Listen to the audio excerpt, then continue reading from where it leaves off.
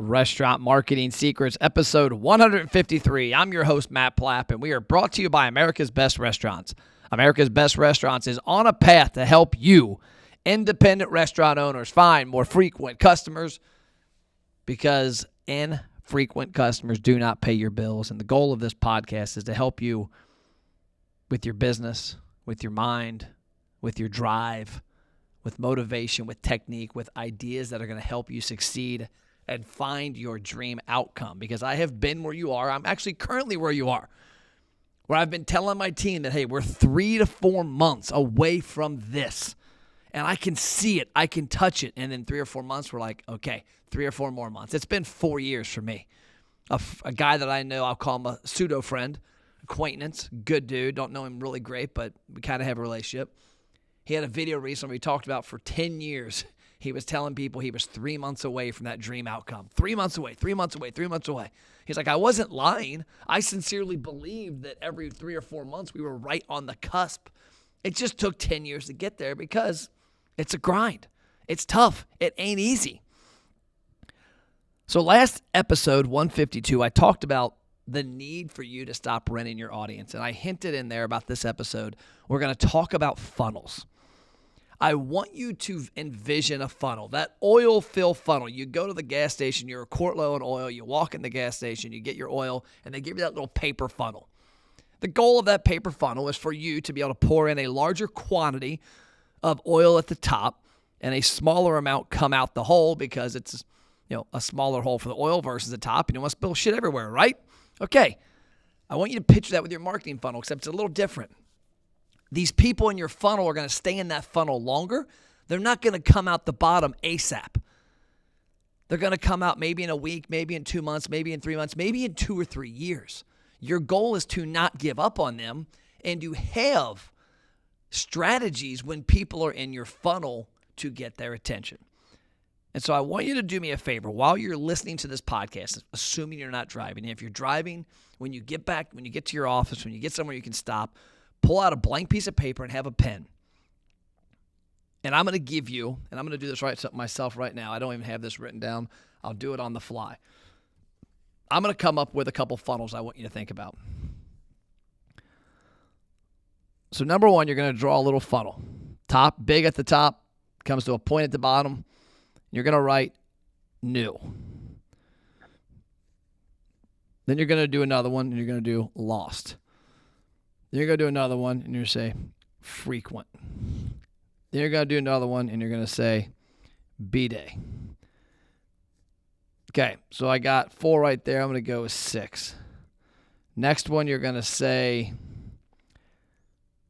top. And then the next one, you're going to say, what are we going to call this one? Special. So what all these are funnels, a.k.a. also you could call them buckets. So you got a bucket that pours into this funnel of specific people. And you want to have a journey built so when those people come in my world, when we help restaurants build a customer database and build marketing campaigns, we do it to help them build funnels. You've got a funnel of new customers. You've got a bucket of lost customers you're going to dump into a big funnel. You got a bucket of frequent customers you're going to dump in. You got a bucket of birthdays. You got a bucket of your top spenders. You got a bucket of special event people. So as I'll do in this case, as the last episode, I was looking at a customer's database. This customer has, in under about 3 months, they've got 3,100 birthdays, 3,161 to be specific. Now, of those 3,161, those birthdays are not all this month. They're going to be spread across the year. And so you've got to have a funnel. Okay, Matt Plapp came into our world. It's January. His birthday is in May, in case you're paying attention at home. What are we going to do between now and then? And when May comes up, what happens because we have his birthday? The next episode of this podcast, we're going to talk about artificial intelligence and how it's probably above your pay grade right now and what you need to be worrying about because you're not taking care of automations correctly. That's going to be the focus because there's automations in that instance, that birthday, that should be in place. That if Matt Plapp's birthday, I give it to you in January, my birthday's in May, you need to have automation for what's going to happen, what's my funnel when end of April comes up and my birthday comes around. And what are you going to have in there to make sure it happens? It just doesn't need one reminder.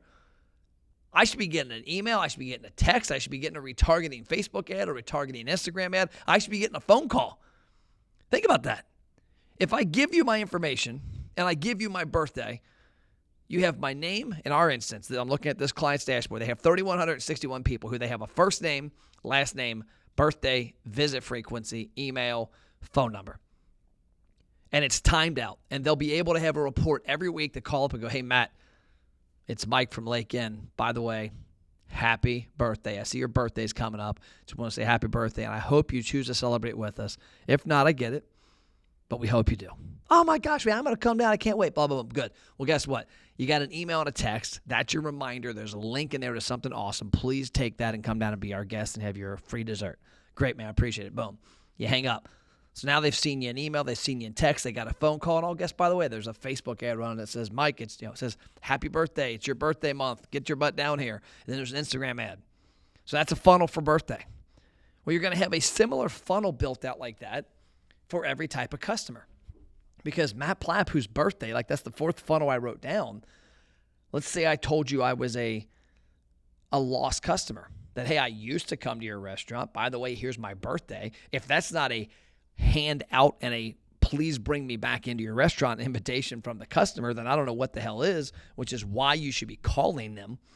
But now let's just say in that example, Matt's birthday is in May and this is January. What's going to happen now until January? Well, in our instance, Matt would get a welcome email and a text, welcome him to this case. Let's say it's called the Lake Inn VIP Club. And he's going to get something welcoming him to that, an email, and then in a text, and then about 2 weeks later, he's going to get retargeted with Facebook and Instagram ads. And then over the course of the next 120 days, there are campaigns built to make sure that Matt, based on my journey, if I do walk in and redeem an offer, what happens? Boom, we have something else that happens in Facebook Messenger, email, text, retargeting. Let's say I don't, we have something else that happens. And that journey is different for new, lost, and frequent customers. I wrote down 6 funnels: new, lost, and frequent, B-Day, top, and special. And so if somebody joins in the first time and they've got the first time ever, I guess when they join, period, in this instance, our funnel is new, lost, and frequent, but also we have birthday.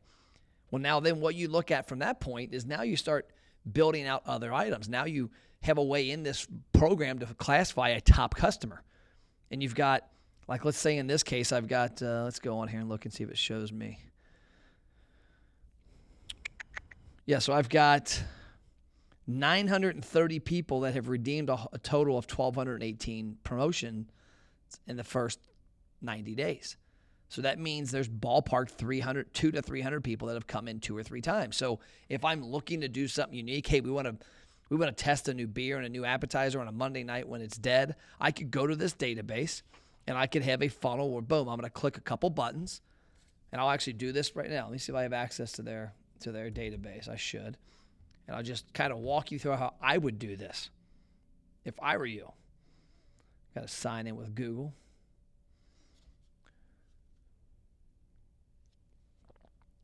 Okay. So what I'm going to do is I'm going to open up their database program that we use, that we manage on their behalf, that they own.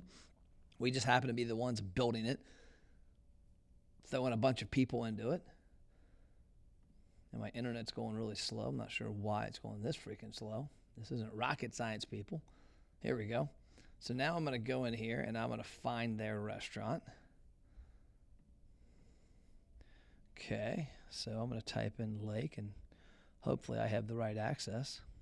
If not, I'll just find one of the other hundreds of clients we have. There it is. Okay.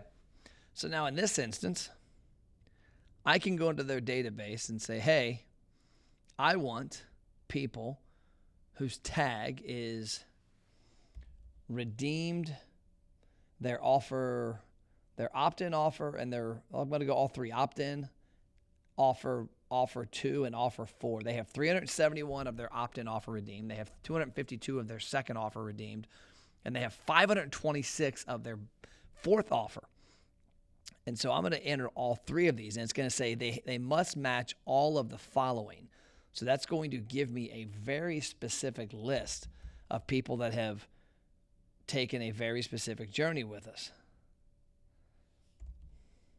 And this is quite early, so it won't yield the largest, craziest benefit because it's only 3 months in. But they've got 32 people that have redeemed all 3.